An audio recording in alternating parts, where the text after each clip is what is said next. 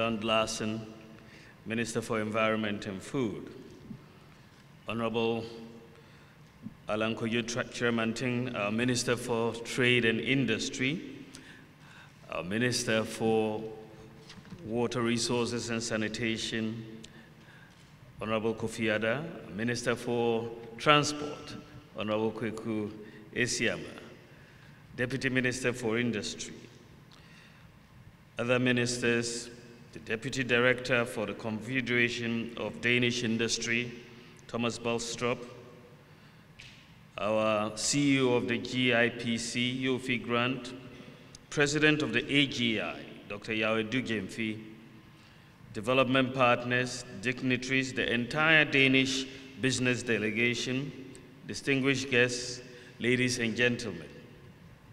I am very happy and most privileged to be part of this grand opening of the Danish-Ghana Business Conference and to speak on a subject that is gaining relatively greater attention in our conversation with our development partners.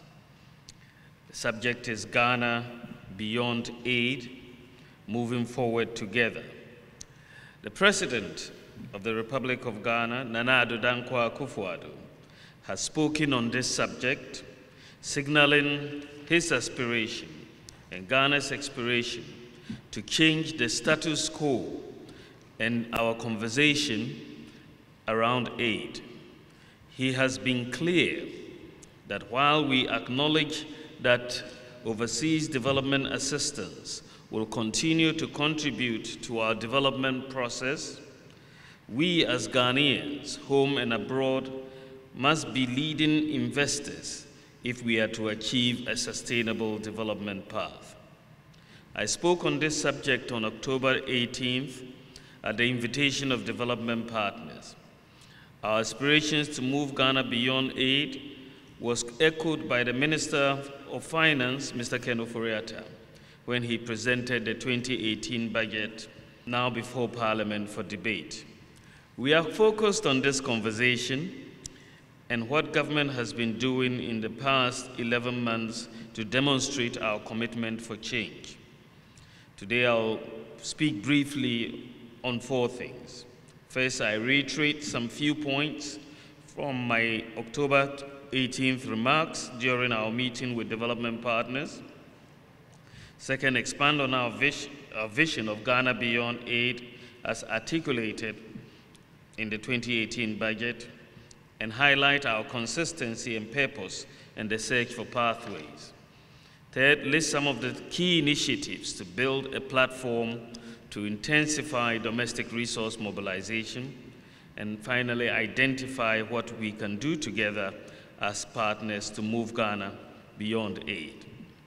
Distinguished ladies and gentlemen, in my October 18th presentation to development partners, I highlighted the following. First, that development aid was born out of the need to accelerate post-colonial development. Aid, that is grants, loans, and project and technical assistance, was to help fill the gap, the savings investment gap, the technical capacity gaps, and the development finance gaps in order to promote growth and development. Development assistance was born. It has been a long road since. Aid has become an integral part of development partnership with varying impact across countries. For many recipient countries, weaning themselves off what was intended to fill the savings investment gap has not been easy. For Ghana, until the mid-1960s, aid inflows were relatively unimportant, but would change over time. A proxy measure of the country's dependency on aid is the total net overseas development assistance divided by the country's population. That is the ODA per capita. And it was in 1960, it amounted to $1.4, rising to $19 by 1970, and to $21 by 1980, and $64 per capita by 2011. The importance of aid to development of Ghana over the past 50 years is well documented. Much about what aid has done or not done, and the challenges that face those who give and the intended beneficiaries are also well known. But there is a changing landscape on how far we can continue to depend on the generosity of development partners to build resilient economies. The writing has been on the wall since the Monterrey Consensus on Development Financing in 2002, followed by the Doha pledges subsequently. The pledge to scale up commitment to finance the MDGs fell short of expectations. Admittedly, not ill intent. By 2012, 3 years before the end of the MDG timeline, only 7 out of 24 OECD members had met their commitment. Only 7 out of 24. And I'm glad to say one of the 7 was Denmark. If financing the 8 MDGs became a challenge, the financing of the 17 Sustainable Development Goals is expected to even pose greater challenges. Like the MDGs, success of the SDGs depend on countries agreeing on broad policies on finance. And particularly for Africa, success depends on systemic issues which emerged at the third Financing for Development meeting held in July 2015, ahead of the September launch of the SDG. The theme of domestic resource mobilization has emerged as the recurrent theme, and it gathered a great deal of momentum. The financing needs for the SDGs are enormous. Some believe that global public and private savings would be sufficient to finance the new development aspirations. But that hope is not new. The same expectations were held out for the MDGs. From Gleneagles in Scotland in 2005 to the G8 meeting in Germany in 2007, the reality did not match the ambition for a number of reasons, partly because of the global financial crisis of 2008 and 2009, and the ensuing fiscal challenges faced by many traditional OECD partners, and partly because of the changing views of citizens of donor countries about the success of aid. It is all too evident, ladies and gentlemen, that current financial flows and investment patterns, certainly in Africa, are not likely to deliver on the financing needed to attain sustainable development needs. For Ghana, again, the infrastructural and human development investment needs are substantial. It is the President's firm belief that we need an innovative and integrated policy framework that mobilizes and effectively uses all sources of finance, public, private, domestic, and external, to be the pathway to financing our development. As was just quoted by Minister Lund, the President said, we want to build a Ghana which looks to use its own resources and their proper management as the way to engineer social and economic growth in our country. However challenging, however daunting the task, we must start now. Fortunately, much of the elements we need are inherent in the SDGs and are echoes of what were required for the MDGs. An enabling domestic environment, including good governance, sound economic policies, solid democratic institutions, rule of law, and sound national policy strategies. These are also the tenets of the government led by Nana Addo Dankwa Akufo-Addo. So what do we mean by a Ghana beyond aid? A Ghana beyond aid means mobilizing and leveraging domestic savings and revenues transparently, expanding financial inclusion with credit services and saving systems for all, especially women, and financing through local capital markets in local currencies. It also means where domestic resource mobilization is enhanced through higher private savings and higher government revenues raised in a more efficient and equitable manner, where there is resolute efficiency and accountability in the use of public resources. It means investing in people and building the capacity of the next generation of citizens, including access to quality education, to building their overall capacity for innovation and knowledge. It also means encouraging entrepreneurs, small businesses, private investment, and innovation. And it is this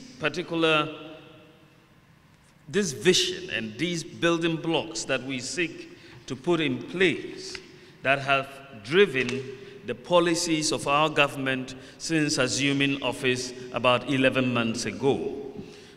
We assumed office at a time where our economy was facing challenges, but we set clear vision to say that we need to promote the private sector. We need to improve the business environment. If you look at what we are trying to do, if you want to move beyond aid, it means necessarily that you must focus on trade and investment. If you're moving beyond aid, then it is to trade and investment. And that is essentially what we are trying to do. And so in moving to trade and investment, you want to set the business environment that will allow you to do exactly that. Without that, a conducive business environment, you are not going to make it. And this is why we set about very quickly trying to make sure that the macro economy is stable.